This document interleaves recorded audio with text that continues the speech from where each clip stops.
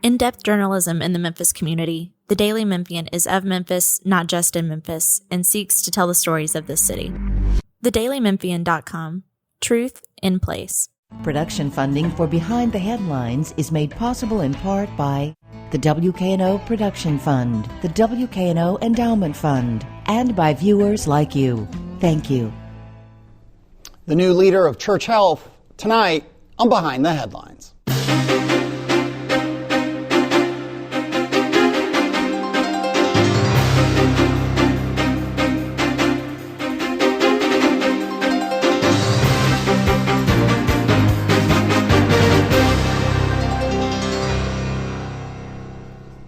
I'm Eric Barnes with the Daily Memphian. Thanks for joining us. I am joined tonight by Jennie Robbins, the CEO of Church Health. Thanks for being here. Thank you for having me. Along with Bill Dries, reporter with the Daily Memphian. I mentioned at the top that you are the relatively new leader. I think it was last summer that you started, and we'll talk some about that. But let's jump into Church Health, and then we'll come back to your background and all that. The biggest challenge you all face right now, it's a strange time for a lot of the work you all do. So give me the quick answer to that. You know, it is a strange time. We've got our patients who are fearful, funding questions all of the time with federal funds, private donations. I mean, we are a not-for-profit that is largely funded by Memphians and folks who just want to help make Memphis a better place. So we really just need to make sure that we can keep our doors open, keep our volunteers active, keep our patients healthy, just to make Memphis a better place. When you talk about patients being fearful, I think I know, but for those maybe and we'll do a little bit more about all the work that Church Health does, because it's, even for people familiar with it, I'm always struck by that program and that program and that program. But the patients who are fearful of what, and who are they? Yeah, I think just the political climate, and you can't turn the TV on or go to anything on social media and not see somebody upset about something and something going away. Of course, the undocumented issue is a huge concern for our patient population. Most of our new patients these days are Spanish speaking, so there is always the fear of, will I be profiled? Will something happen at Crosstown? Will something happen when I'm seeing my doctor? And we just have to make sure that we are a trusted resource and someone who can help overcome any fears by just taking care of the person who is in front of us. We'll stay on immigration because there's been local, we don't do a ton of national stuff, but it has big local impacts. Sometimes this happened when some orders originally came down a couple of months ago that there was rumors and some substance to the fact that Hispanic families, Latino families were keeping their kids out of school because they were afraid of roundups and pickups. And it was never clear how much that was happening, but it was clear that it was happening to some extent. Do you all experience that people who need health care or care of some sort are not coming to you because they're afraid to? We haven't seen a huge decline in our patient visits. Sometimes there is the correlation when you can look at the social media rumor mill, things that are happening, that sometimes we might have a dip in something, but folks are still coming to us. We have had a couple of anecdotal stories from our medical director and other providers who say that patients were scared in the room or fearful, didn't maybe want to go to the emergency department, but for the most part, folks are still coming to us. We're a trusted place for people to be. Let me bring in Bill Dries. There's also been a lot of concern about measles outbreaks, things like that. What's the situation at Church Health on that? So actually our medical director and chief operating officer have been on top of that. We are making sure that everybody has good documentation, that all of our staff is having vaccinations and that everything is current. But we haven't seen any cases in our clinic. I think there's been one case in Shelby County, but like all medical protocols, we adhere to the standards that we need to adhere to, and we're ready if we have to have any kind of situation. But so far, so good. Are people coming in for the vaccinations? Not that I'm aware of, no. You can go to the health department, the shot nurse, but we don't. In our pediatric departments, we will vaccinate for that. Right. What have kind of been the lessons or maybe the legacy of the COVID pandemic in having these type of discussions? So I think COVID, it wasn't all bad. I think there were a lot of opportunities that we were able to take advantage of with how we're doing the same thing every day, just a little bit differently. Whether it is, telehealth visits, folks, our nutrition kitchen and our dietitians, they have been able to have telehealth visits with some of our patients in their own kitchen to be able to see what's in their pantry. Some of our behavioral health specialists really did find that a lot of patients did want to have some telehealth visits, but it just really allowed us to figure out how to build a better mousetrap, be efficient with our patient scheduling and use of our volunteers' time. Right, because I think people who may not know church health might have this image that, it's a clinic to drop into, and it's so much more than that. It involves wellness services, preventative healthcare, those kind of things. So that's a big part of your work.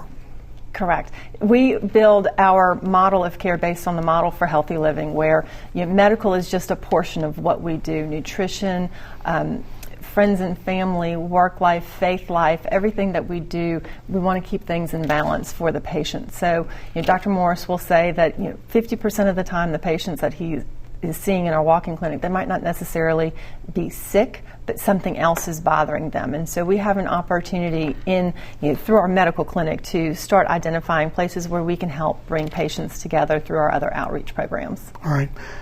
How do you think Memphians use this magnificent healthcare system that we have? I mean, is there such a thing as using it correctly or not taking full advantage of it, I guess? Well, I suspect we all have that issue with, do we use our doctors appropriately? But we are a primary care health clinic. We've been open since 1987. Dr. Scott Morris was our founder. And it truly is, we were looking for the called people to help make Memphis a better place.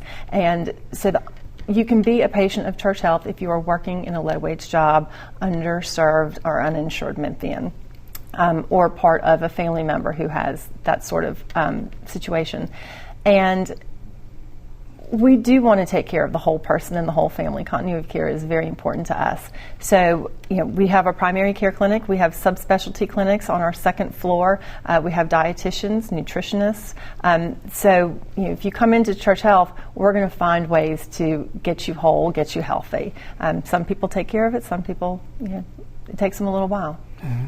For people who have seen in Crosstown, in the atrium, the West Atrium, the kind of scale and understand that that's how much of that is Church Health, they may think that's all of Church Health, and that's really impressive. But it's also this network, I don't know how you term it, but the volunteering of a lot of medical professionals all across the city, right? Correct.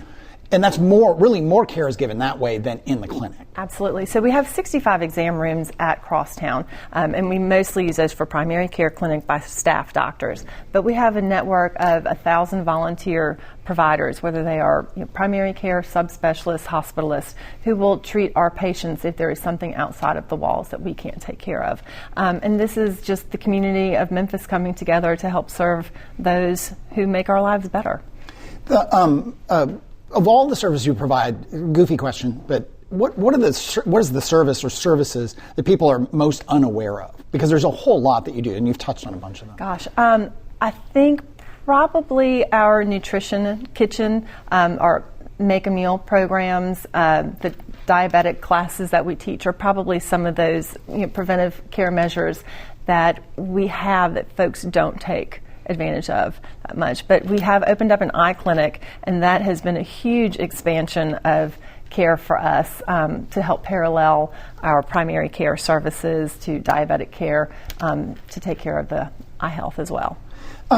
Shifting a little bit, the scale, I think I looked, the budget for Church Health every year is about $24 million, give or take. You're the former CFO, you're the right person to ask. So that comes, the breakdown I think is something like, $22 million in donations, $3 to $4 million in government grants, is that? Actually, so government grants are a very small part of what we do. Primarily we are funded by the private community, private businesses, and private foundations here in Memphis. We do have some government funding, a HRSA grant or two, some state funding with the safety net. That is a huge part of our budget, I think about $2.5 million every year. But we do have patient revenue coming in. We are not a free clinic. Everybody has a little skin in the game to take care of themselves. Nobody wants a hand out. They want just help. So how does that work? You just sort of, what can you afford? I mean, it's almost the honor system, or is it more formal? It's more formal than that. We have a sliding scale that we match patients' income based on what the affordability could be. So that brings in a decent amount of revenue for us that we are able to put back into patient care.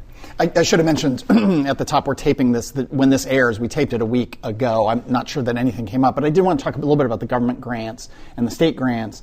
And the legislature is in session, so I should mention that this is a week delayed.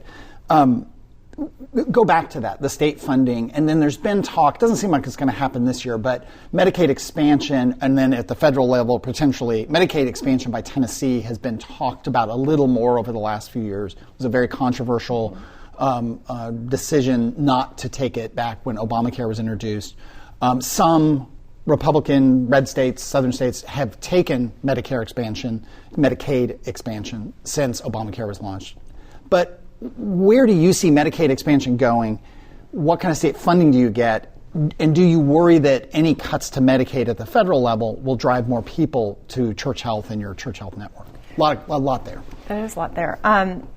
We will always have patients. There will always be somebody in need, and there will always be a line at our door. So we can't solve 100% of the problem. Memphis is a community of partnerships, so we have a lot of folks who are going to help us take care of those who are at our door.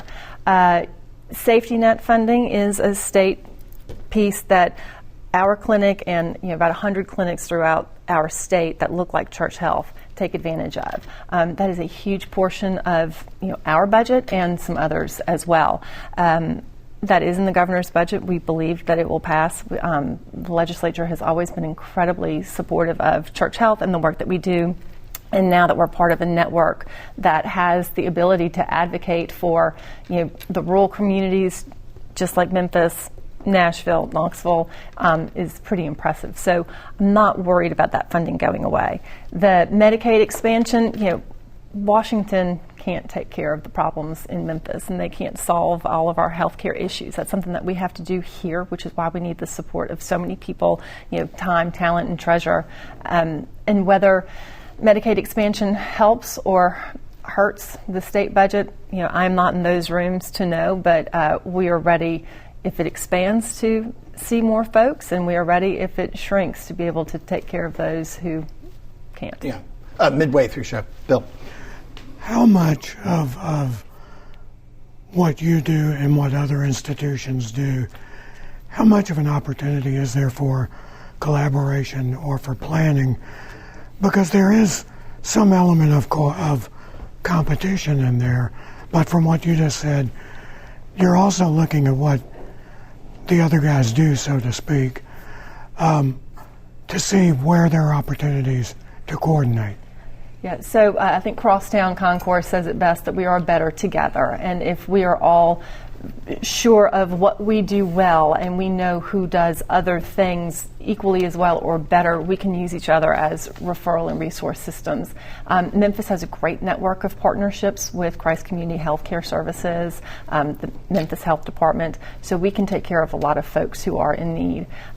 Throughout the state, I think what we have found with the Tennessee Charitable Care Network is that we truly are a better network of like clinics to be able to use each other as resources and ask questions like, gosh, have you seen this? I don't know what to do. Or who is the person in our General Assembly that we need to talk to help us advocate for this issue or that? Mm-hmm. As Eric said, Medicaid expansion has been talked about, but it sounds like you don't want to put too much weight on that or some of the other things that might be controversial or that might not happen, right? Correct. I can't The payer system through Medicaid is not something that Church Health is going to solve. But the people who may have Medicaid will need someplace to go, and we will need to make sure that we are equipped to be able to help those. Because if Medicaid expansion happens, and that, where folks who are up to 138% of the poverty level or 200% of the poverty level, if those numbers shift, we're already taking care of those patients. If Medicaid expansion comes in, we can't say, oh, I'm sorry, we're not going to take care of you anymore. That's not what we would do. That's not who we are. So we have systems in place where if we have to take some of those folks, we will.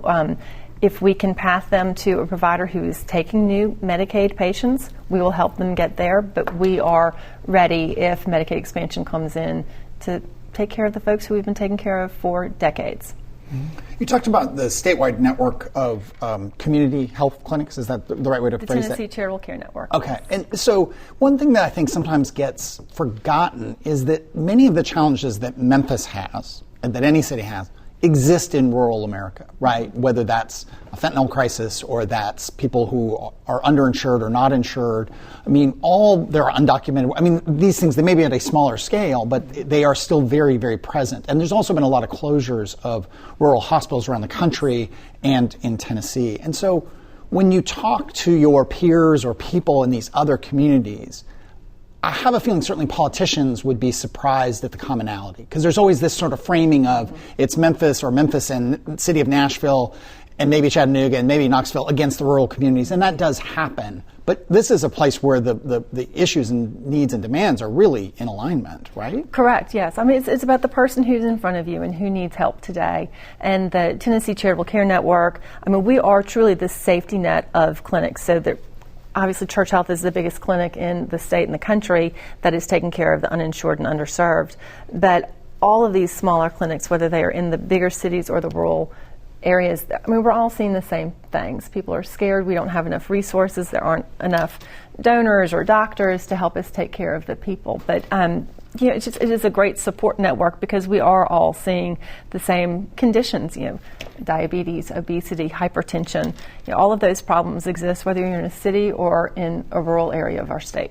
You talked about the volunteers you have. The volunteers are everything from what we still call docents or people who meet and greet. You'll see them in Crosstown, to healthcare workers, right? Nurses, doctors. Yes.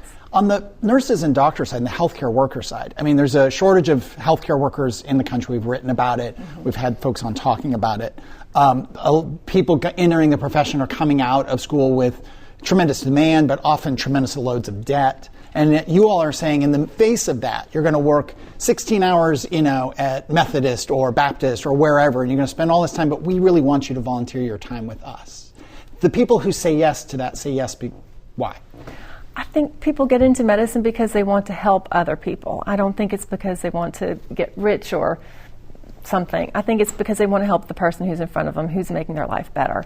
And for our medical professionals, we work really hard to make it as easy as possible for a doctor or a nurse or a provider team to see our patients, whether they come to Crosstown and see folks at one of our night or weekend clinics, whether it's a specialty clinic like our hand surgery day or a cataractathon, or if it's just folks letting us send patients to their offices just to see a few more people. It's everybody doing their part. Can you see one patient? Can you see 10 patients? Can you see 100? We're grateful for whatever our volunteers are wanting and willing to do. One more, and I'll go back to Bill. One of the programs you have is you have healthcare for small businesses. That may be where the restaurant workers are under that umbrella now, or is that a separate program still? That restaurant workers who very, very rarely have health insurance from their employer for a whole host of reasons could get care or from you all. Where does that all fit now? So I'm glad you asked. That's called the Memphis Plan. And when I started working at Church Health 18 years ago, I came to run the Memphis Plan. So that is a managed healthcare system for using our volunteer networks for small businesses who don't have insurance. So it's sort of the low-wage worker, hairdressers, self-employed folks, people who work at gas stations, probably your favorite server at one of your favorite restaurants, maybe your child's daycare worker. So we're going to take care of those folks. But the plan is through the employers, and so we're looking for those benevolent Memphian employers who want to help value added for their own businesses. So they're putting a certain amount of money in on behalf, and then there's a discounted services to the employee. Yes, so it's $50 a month to be on the Memphis plan. So $40 of it could come from the employee, $10 of it must be paid for by the employer, and it's just a managed care employer system. Bill. I've heard a word I didn't think I would hear in this discussion. A cataractathon. A cataractathon. Bill's heard a lot of words too, so Yes. Bill is not often surprised when we have these conversations. But I think it speaks to a kind of approach of meeting people where they are, and rather than saying, "Well, you really need to get this checkup," it's like, "We're having a cataractathon. You think you got them? Come on in. Let's have a look." Is that the basic concept? Ish, but there's way more planning and obviously procedural issues. But so in partnership with MECA, the Southern College of Optometry, the Hamilton Institute, we work with a host of folks to allow us to come in usually 2 Saturdays a year where we will find patients, whether they're our patients or the Lions Club patients who have a need for a cataract surgery, and I think we had one a few weeks ago, and we did 35 cataract surgeries in an afternoon. So it is a great partnership. So that's an outpatient procedure, and people may not know that. They may think it's a lot more involved. It is an outpatient procedure. No, remember, he mentioned I'm the CFO. I am not a doctor, so right. Let's not confuse all of that. Okay. Thank you. Right. So if we can identify patients in our clinic and decide that they need additional care, and so it is outpatient. You have a procedure early in the morning, and then you come back for a post-op check, and then we do all of the follow-up care back in our clinic, usually about a week later. All right.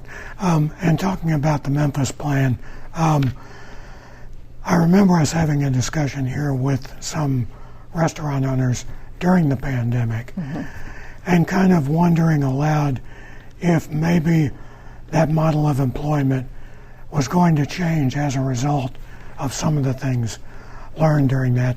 You're meeting people where they are, but are there times when you kind of think there's a better way to do this? Yeah, and we sort of touched on this earlier with COVID and how do you just change some adjustments to processes. Meeting people where they are to make sure that they've got the care that they need is utmost of importance to us. And with the Memphis plan, there are changes in the business community and economy of scales with, how much are we going to pay folks and how much, do folks need to pay for the Memphis plan or healthcare in general. But the Memphis plan is not going away. We have worked a little bit to change how we can bring the Memphis plan to other employers or self-employed people, but we want to make sure that we exhaust all opportunities and work with the employer about if the employee can afford a traditional insurance plan, or do they qualify for Medicaid, or do they qualify for Medicare. How can we help be that value added to put them onto a traditional plan? Right, because you don't want to be a health insurer. Right, we are not a health insurance. There is a law on the Tennessee state rolls that say that we are not health insurance, but we want to guide people to care. But the Memphis plan is a great way to take care of that. With just a couple of minutes left, I mentioned at the top you're the new leader. You've been at Church Health for 18 years, I think you said, but you followed Scott Morris. So Scott Morris, the founder, Dr. Scott Morris, been on the show, friend of the Daily Memphian. Coming up on 40 years that 1987 that Church Health was founded. What is it like? I mean, Scott is a bit of a bigger than life figure. He's probably watching. Hopefully, he's watching. But sure he's watching. I'm sure he's watching. But he is. I mean, he has been an advocate for this, not just in Memphis, but around the country and arguably around the world, of leading the charge on the necessity of this. That's a lot to fill and follow. Yes, it is. And Scott is still, wait, by the way, he'll get mad at me in the hallway of Crosstown if I don't add, he is still with Church Health. He just has moved from the CEO position. That I need to make sure I say so I don't get you or me in trouble. Thank you. I appreciate that. Third-party validation. Scott, he is playing the role of the founder. He says, you need to do what brings more joy in your life, more love in your life, and being driven to something higher than you. We call it God at Church Health. And he loves to see patients during the day, and he loves to tell stories in the afternoon. Why would he stop doing that? So that is what Scott is still doing. I have been with Church Health for 18 years, and so I've taken several different roles in my time there. So it was sort of a reluctant, natural fit for me to come in and take the helm. I do appreciate that Scott is kind of down the hall around the corner, so when I do have questions or things, he is always right there. But he loves to see our patients in the morning, and that is what he still does every day. And you came from a background in banking? Yes. Local banks that brought here? Yes, when I moved to Memphis in 1999, I started in banking and loved it, and was ready for something else. I was looking for my own calling, but I didn't realize it at the time, and I wanted to go work at a not-for-profit and have a baby and slow down a little bit. Did you slow down? Not a close. No, I was going to say. Not even close. That was not really a slowdown. But, but that's sort of the magic about Church Health. Everybody can find their place to be and to help, and I don't want to leave. Yeah. Right now for Church Health and the populations you serve, underserved, I think it's majority Spanish-speaking populations, there is a lot of uncertainty and, frankly, a lot of fear among those communities about what's going on federal level with immigration policy, deportations, and so on. How does that play out with the care that you provide? Well, Church Health is a trusted resource in the Memphis community, and I think that we have established ourselves as a trusted resource in the Hispanic community also. So people know that they are safe, well cared for, and loved when they come through our doors, and we hope to make sure that we can establish that trust with new patients and with the folks who are established. So we're still seeing our folks all the time. Have you all ever you've been there 18 years, you're new as a CEO, but you've been CFO, and again, 18 years there. Have you ever had interactions with ICE or immigration officials? Because, I mean, if this could be an exaggerated point of view, but there's a point of view of, ICE is, the new administration wants deportations. If people know there are a whole lot of undocumented people in a certain place, they can go find them there. And that fear begins to play out among potential patients, among communities, and so on. Yeah, I think the fear is there, but we haven't seen it in Church Health ever. And I think, frankly, in Memphis, I think there have been isolated issues, but I think the roundup fear talk has not happened with us before in Memphis, or certainly not in Church Health or Crosstown. Okay, let me bring in Bill Drees from the Daily Memphian. And on the program, the full television program, you talk a bit about the role that federal grants play. It's nowhere near a majority of your funding. Oh, no, absolutely not. And of course, there are other not-for-profits that are worried, and we are seeing some funding roll back in those areas, but Church Health has not seen any. We are planning to make sure that we are sustainable for years to come. We do not rely on federal funding and grants to serve our patients. Usually if we ask for a federal grant, it is for a project-specific, maybe capital improvement or something, but our daily operations do not rely on federal funds. All right, and people may think, because Church Health is so identified with Crosstown Concourse, that that's the place where it all happens. That's not the case. Thanks for asking that one. Absolutely. We have 1,000 volunteer doctors and provider groups in the Memphis, Shelby County area that help see our patients. So whether they're coming on site to Crosstown or in the hospitals, surgery centers, or their own offices, our patients are being seen every day by folks in Shelby County. As we record this is playing a week after we recorded it, but there's been the first measles outbreak in Shelby County has happened a couple weeks ago now. There have been a few statewide. There's concerns about this. Are you all seeing any increased attention to measles vaccinations, and so on?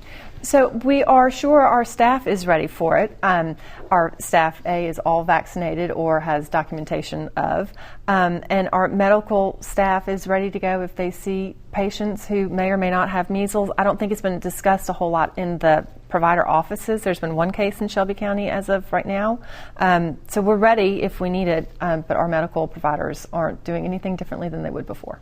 I mentioned that you're the relatively new CEO, again, with the organization for 18 years, became CEO last summer, following Dr. Scott Morris, who's still there in a founder role and seeing patients, and we'll talk more about that tonight on the full show. But talk about what it's like to follow somebody who has as big a shadow and as big a presence in Memphis and this whole network nationally of these kinds of community clinics.